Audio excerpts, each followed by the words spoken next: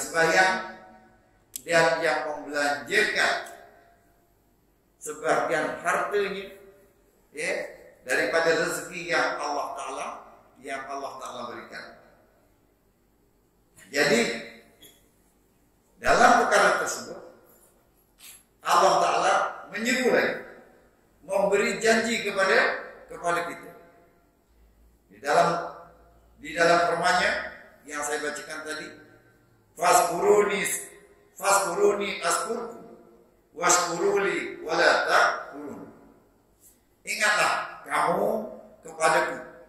Ya, Allah Taala menyeru kepada kita supaya kita ingat kepada Allah. Sentiasa ingat. Macam mana kita nak ingat kepada Allah? Yaitu dengan berzikir, melafazkan kalimah-kalimah Allah. Ya, macam kita ingat kepada kekasih kita dulu kan kita bercinta. Siapa-siapa yang bercinta lah. Kalau orang-orang dulu dia yang ada setengahnya dia tak bercinta. Dia kahwin dijodohkan, cinta kemudian. Kalau zaman-zaman kita mungkin kita bercinta dulu. Sama ada cinta monyet ke, cinta apa, ada cintanya. Bila kita bercinta, kita suka dengan seseorang, maka kita selalu sebut namanya. Kan? Sebut namanya. Kalau namanya Fatimah, oh Fatimah, gadis ayu, sentiasa kita sebut. Nyanyi, pagi petang. Asyik nyanyi Fatimah. Kalau namanya Zalika, dia akan nyanyi. Zalika. Kau gadis remaja. Dia akan nyanyi. Ya, menyebut. Begitulah juga dengan kita faskurun nih. Kata Allah Ta'ala, ingatlah kepada aku. Macam mana kita ingat? Yaitu dengan menyebut namanya. Ya. Tadi kita menyebut. Dan duduk dalam majelis ilmu juga adalah zikir. Ya, zikir itu bukan semestinya subhanallah, ya. La ilaha illallah bukan kalimat tahlil, bukan kalimat tahmid, bukan kalimat. Tapi ingat kepada Allah pun adalah zikir. Kita duduk dalam majelis ilmu, kita melakukan sembahyang, kita berbuat baik, itu juga adalah memberi arti kepada ingat kepada Allah Subhanahu wa Ta'ala. Jadi supaya aku membalas kamu dengan kebaikan, supaya Allah akan membalas kita dengan kebaikan. Janji Allah tak akan mungkir. Allah akan balas janji apa yang telah dijanjikan.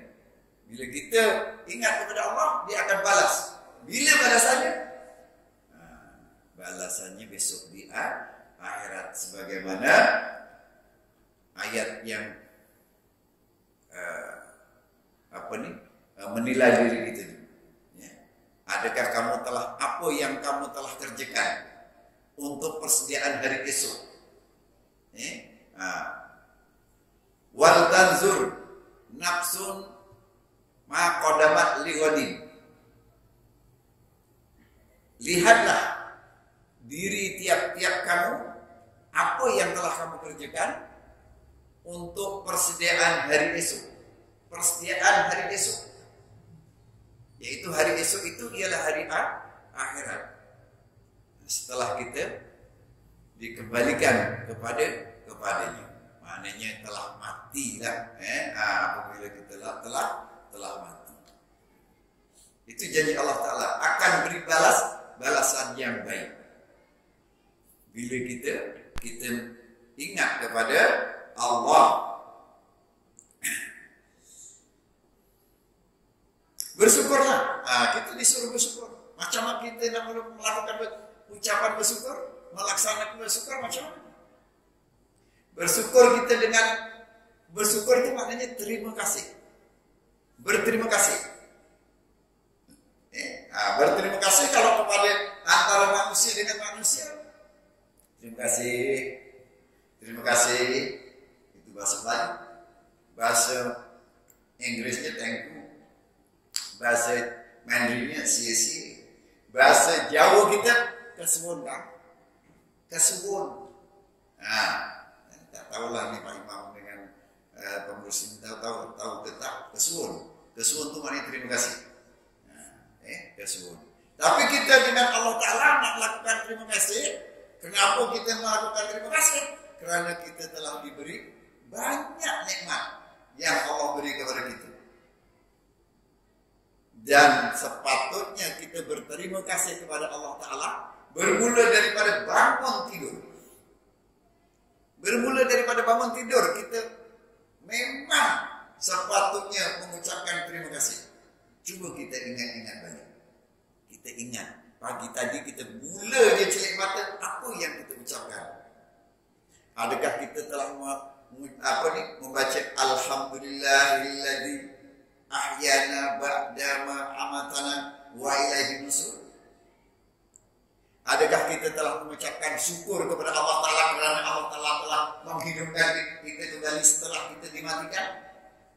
Tidur tu mati tuan-tuan. Tidur tu mati. Sebenarnya mati sementara. Tak sadar. Kita usir-usir tak sadar. Lagi kalau kita dah kepenatan, memang bom sebelah lutut pun tak bunyi. Ada tak bunyi, tak bangun. Bom lutut pun tak bangun. Ini berlaku tuan-tuan. Saya pernah mengikuti masa itu latihan kadal lah. Dalam ATM dulu. Dah kepenatan. Besok ni kononnya buat latihan serang dam. Jadi malam tu kita nak buat tempat serangan. Berkampunglah di situ. Jadi oleh kerana kita kepenatan daripada siang tadi kita berjalan dan sebagainya, tidur di atas tanah tuan-tuan. Kita tidur. Nak menunggu besok pagi kita nak buat serangan. Lelap terus atas tanah dengan baju yang basah pun tertidur. Boom. Ada jurulatih tu pagi-pagi dia datang bunyikan apa? Boom. Apa namanya ada lupa saya. Bunyi kan. Tak sadar semua tak. Tak sadar. Ini kita ni yang dalam keadaan alhamdulillah diberi kesihatan, lepas itu dalam keadaan yang aman damai tidur di atas katil yang empuk yang sedap, apabila kita terjaga saja melilir lah kata orang Jawa, melilir, terjaga pagi-pagi apa yang perlu kita ucapkan dahulu? Sepatutnya kita mengucap syukur dengan ucapan alhamdulillah. Alhamdulillah. Alhamdulillahilladzi ahyana ba'da ma amatana wa ilaihi nusur. Syukur kepada Allah yang telah menghidupkan aku setelah mematikan aku. Setelah mematikan aku, kita bersyukur.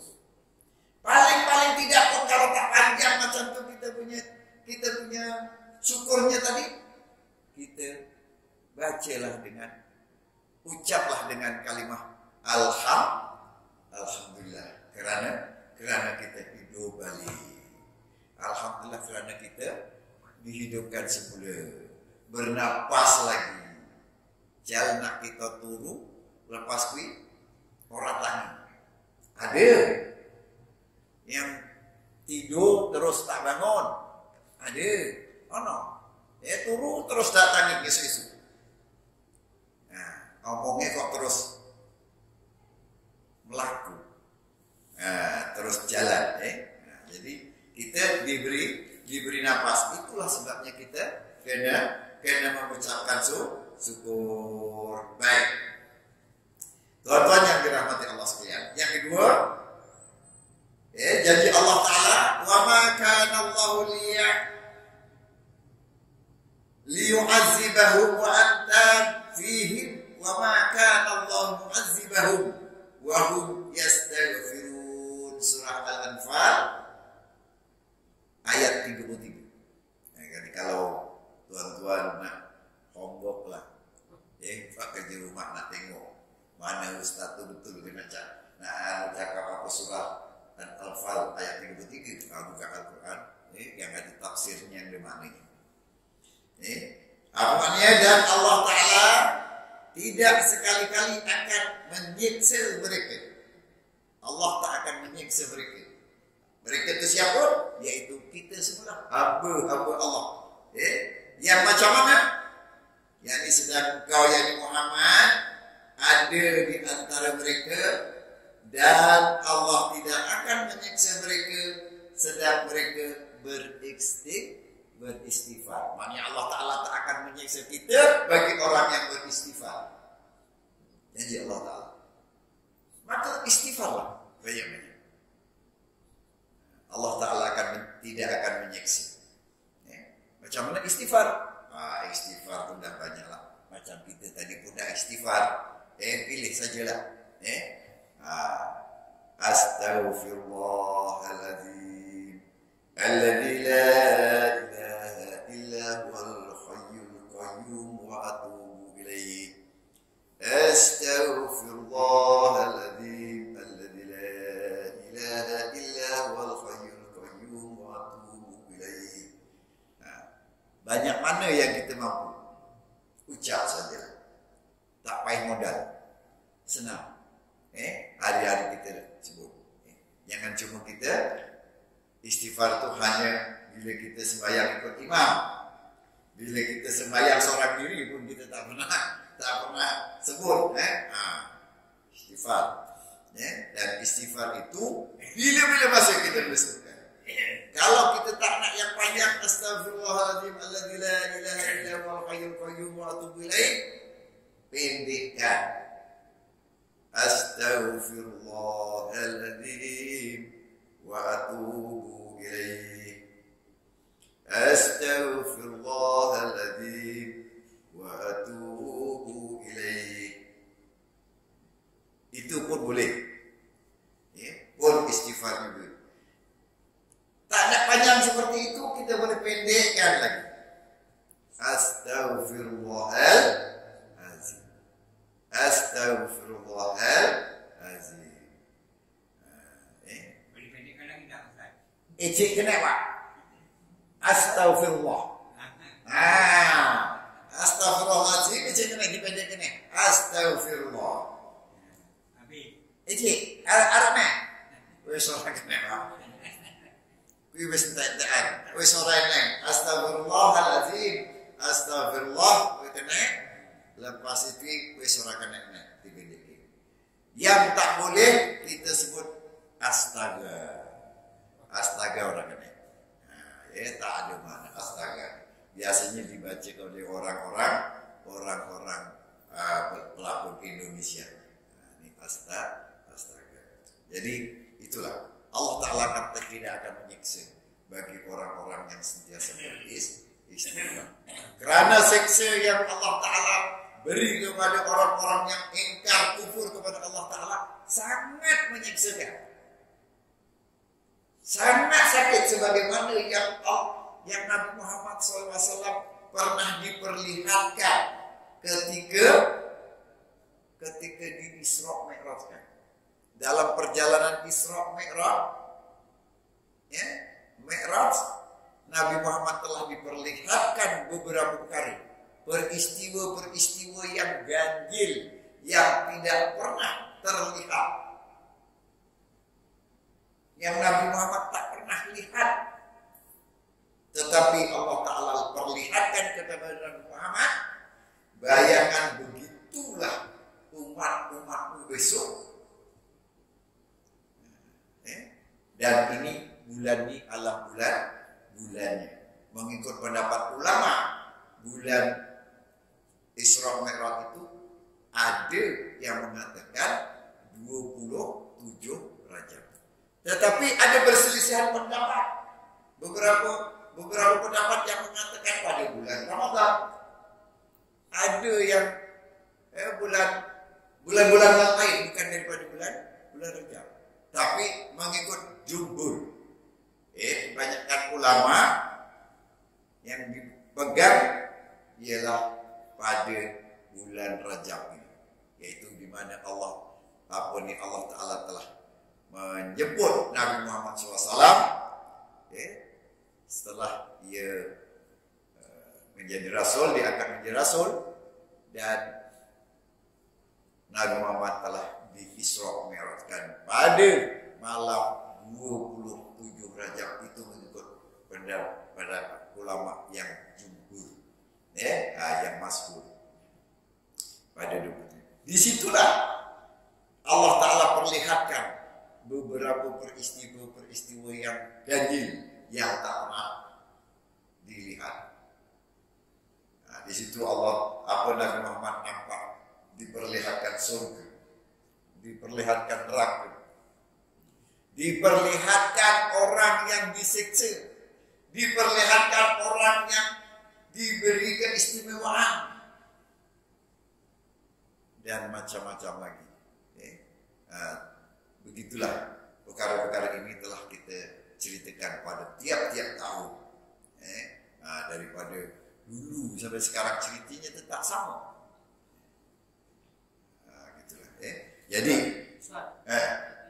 istimewaan dalam hari akhirat ada hubungan Nabi Muhammad selama 70.000. Kan 70.000 orang yang masuk surga tanpa hisab. Itu memang 70.000 tak lebih kurang seluruh dunia. InsyaAllah lebih lah. InsyaAllah lebih. Itu walau mengikut hadisnya begitulah kan. Tapi Allah Ta'ala boleh melebihkan lagi ketentuannya kan. Tak mustahil begitu boleh dilebihkan. Sebab Rasulullah SAW dia mempunyai syafaat. Syafaat Rasulullah SAW itu bagi mereka-mereka umat-umat Nabi Muhammad SAW, keuntungan kita sebagai umat Nabi Muhammad SAW. Supaya apa? Sebab itulah walaupun keistimewaan yang pertama sekali, walaupun usia kita ini usia Nabi Muhammad tak panjang, tapi dia punya amalan-amalan digandakan macam orang yang umurnya panjang. Macam yang umurnya panjang. Contohnya dalam umat-umat Nabi yang sebelum itu, sebelum Nabi Muhammad, tidak ada amalan-amalan yang seperti malam Lailatul Qadar. Malam Lailatul Qadar. Malam Lailatul Qadar ini, kalau orang siapa-siapa yang beramal pada malam Lailatul Qadar, dia akan lebih baik daripada 1000 bulan. 1000 bulan itu bersamaan dengan lebih kurang 83 tahun. Lebih 83 tahun, 83 berkurang 33. Sedangkan umurnya mungkin 60 tahun, mungkin 70 tahun. Dan orang-orang ini adalah orang yang termasuk dalam orang istimewa. Lagi satu. Pernah Nabi Muhammad SAW ditanya oleh sahabat, "Wahai Rasulullah, bagaimana Tuhan nak tahu bahwa Tuhan kenal orang-orang yang Tuhan nak bagi syafaat? Besok di akhirat kan ramai orang daripada dulu zaman Nabi Adam sampai hari kiamat, tak tahu berapa bilion manusia. Macam mana engkau kenal Muhammad?" Apa kata Nabi? Aku boleh kenal. Aku kenal umatku dan yang nak dapat syafaat daripada aku. Bagaimana? Yaitu mereka yang berselawat untukku. Mereka yang berselawat untukku. Maka kita ni selawat aja. Apatah lagi selawat banyak. Selawat Tadrijiyah ada. Sini dah mulakan belum selawat Nahariyah? Dah, terus. Allahumma sholli sholatan kamilatan wa salim salaman tamat ala sayyidina Muhammadin alladhi tanhalu bihil uqadu wa tanfaridu bihil quranu wa tuḍā bihil hawā'iju wa tunalu bihil husnul khawatimi wa yustasqal ghamamu biwajhil karim wa ala alihi wa sahbihi fi kulli lamhatin wa nafasin bi adani kulli ma'lumin lak. Itulah akan menjadi saksi. Kalau tak tahu selawat itu, selawat yang mudah. Allahumma sholli ala Muhammad. Itu yang paling pendek, yang paling mudah. Kan dah disebut tiap-tiap hari, tiap-tiap Jumat. Innallaha wa malaikatahu yusholluna 'alan nabi ya ayyuhalladzina amanu shollu 'alaihi wa sallimu taslima, bahwa sesungguhnya Allah Ta'ala dan malaikatnya berselawat ke atas Nabi Muhammad sallallahu alaihi wasallam. Maka marilah kita sama-sama mengucap selawat. Sekali kita selawat, kita akan dapat, Allah Ta'ala akan selawat untuk kita 10 kali. Kalau kita selawat 10 kali, kita dapat 100 kali. Kalau kita 100 kali, beribu-ribu kali kita boleh dapat. Baiklah. Itu perubahan yang kedua. Lepas itu, janji yang ketiga. Dalam surah Ibrahim ayat 7. Surah Ibrahim ayat 7, firman Allah Ta'ala yang berbunyi, wa idza ta'azzana rabbakum la in sakartum la azidannakum wa la in kafartum inna azabi lasyadid. Ingatlah ketika Tuhan kamu memberitahu demi sesungguhnya jika kamu bersyukur, nescaya aku akan tambahi nikmatku kepadamu. Dan demi sesungguhnya jika kalau kamu kufur, ingkar, sesungguhnya azabku amat keras, yang pedih. Jadi kalau kita bersyukur, Allah Ta'ala akan tambah lagi nikmat kepada kita. Nikmat ni kalau kita hitung, kalau kita ukur satu persatu, tak cukup tahan nak kira. Daripada diri kita sajalah. Nikmat mata, nikmat tangan, nikmat nyawa, nikmat sedap, nikmat lidah, nikmat mendengar, nikmat ada rambut, nikmat ada macam-macam nikmat. Semua ni nikmat. Jadi kalau kita bersyukur, Allah Ta'ala akan tambah lagi nikmat. Tapi kalau kita kufur, ingat, kalau kita kufur, azab Allah Ta'ala amat menyakitkan, yaitu sangat pedih. Dalam perjalanan Rasulullah SAW ketika di Isra Mi'raj melihat orang yang sedang mukul kepala, menghantuk kepala dekat dinding, dekat batu. Kepala yang baik-baik dihantuk dekat batu. Nabi Muhammad sampai pecah. Lepas tu baik lagi, hantuk lagi. Nabi pun tanya, ya Jibril, apa cerita ni? Ada orang yang hantuk kepala sampai pecah ni.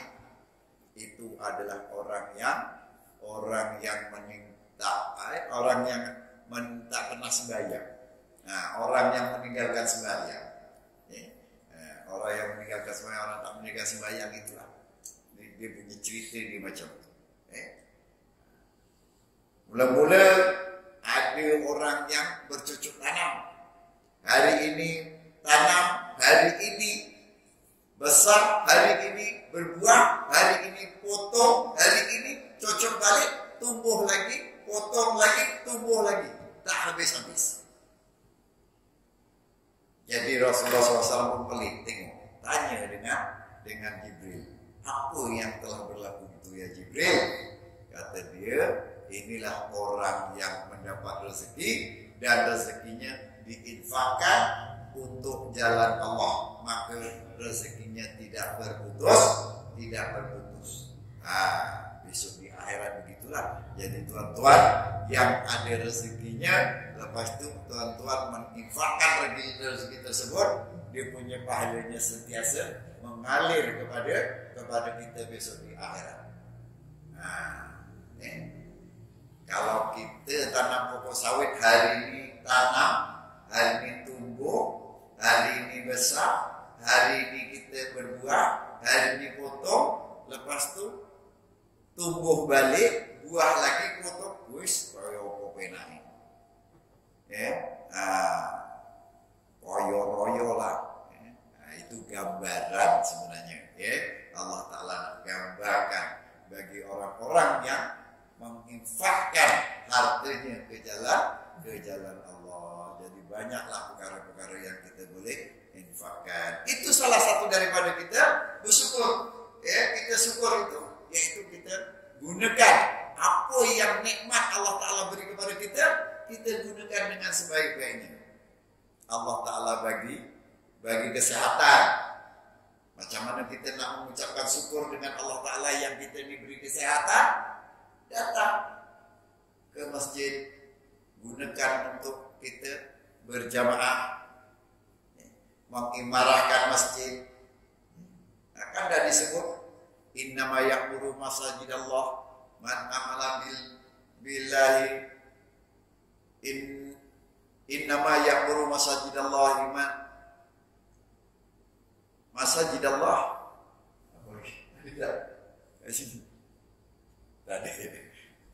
yaitu orang-orang yang apa nih mendirikan masjid, orang-orang yang mengimarahkan masjid itu ialah orang yang beriman kepada Allah, yaitu dengan mendirikan sembahyang, mengeluarkan zakat, dan dia tidak takut melainkan kepada Allah. Mudah-mudahan ianya diberi petunjuk oleh Allah Subhanahu wa Ta'ala. Lebih kurang lah diberi maknanya begitu. Kalau dalam masjid biasanya maka masjid ada innama ya'muru masajidallahi man amana billah. Innama ya'muru masajidallahi man amana billahi wal yawmil akhir wa aqama shalah wa ata zakat wa lam yakhsha illallah. Bahwa sesungguhnya orang yang mengimarahkan masjid itu ialah mereka-mereka yang beriman kepada hari akhirat. Beriman kepada hari akhirat ini adalah orang-orang yang mendirikan sembahyang, orang-orang yang mengeluarkan zakat. Jadi itulah tanda kita bersyukur. Kita dapat ada nikmat, diberi kesehatan, kita datang untuk mengimarahkan masjid. Ada kendaraan kereta kalau hujan, jangan jadikan alasan kerana hujan. Gunakan kereta itu datang untuk pergi ke masjid. Ini baru karya Siti Al-Udan. Udan, adem. Adalah di antara orang yang macam itu. Jadi Tuhan bukan tuan-tuan.